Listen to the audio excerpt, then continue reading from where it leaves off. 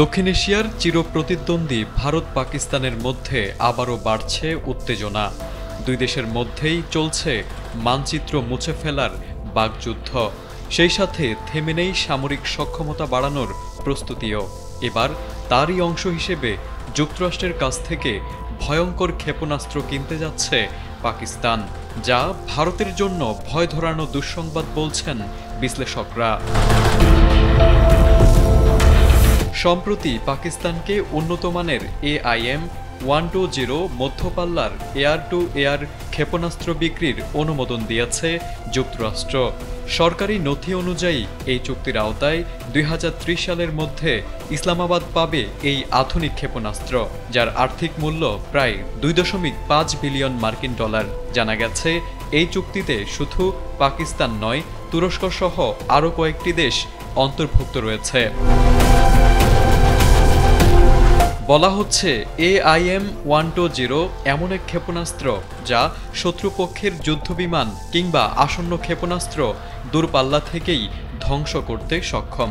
প্রতিরক্ষা বিশ্লেষকরা বলছেন, এই ক্ষেপণাস্ত্র যুক্ত হওয়ার ফলে পাকিস্তানের F-16 বহরের আকাশ যুদ্ধের সক্ষমতা বহুগুণ বেড়ে যাবে। বর্তমানে ইসলামাবাদ AIM-120C ক্ষেপণাস্ত্র ব্যবহার করছে, যা 2010 সালে যুক্তরাষ্ট্র থেকে কেনা হয়েছিল। পাকিস্তান দীর্ঘদিন ধরেই এই নতুন প্রজন্মের ক্ষেপণাস্ত্র পাওয়ার চেষ্টা করে আসছিল। অবশেষে গত জুলাই মাসে দেশটির বিমানবাহিনী প্রধান ও পরে সেনাপ্রধানের যুক্তরাষ্ট্র সফরের মাধ্যমে আলোচনায় গতি আসে। ওয়াশিংটনে মার্কিন প্রেসিডেন্ট ডোনাল্ড ট্রাম্প ও সামরিক কর্মকর্তাদের সঙ্গে বৈঠকগুলো স্পষ্ট করে বলে দেয় যে দুই দেশের সামরিক সহযোগিতা আবারও ঘনিষ্ঠ হচ্ছে। সব মিলিয়ে পাকিস্তান যুক্তরাষ্ট্র সামরিক সহযোগিতার এই নতুন অধ্যায় শুধু ইসলামাবাদের সামরিক সক্ষমতা বাড়াবে না, বরং দক্ষিণ এশিয়ার সামরিক ভারসাম্য নিয়েও নতুন করে ভাবতে বাধ্য করবে প্রতিবেশী দেশগুলোকে।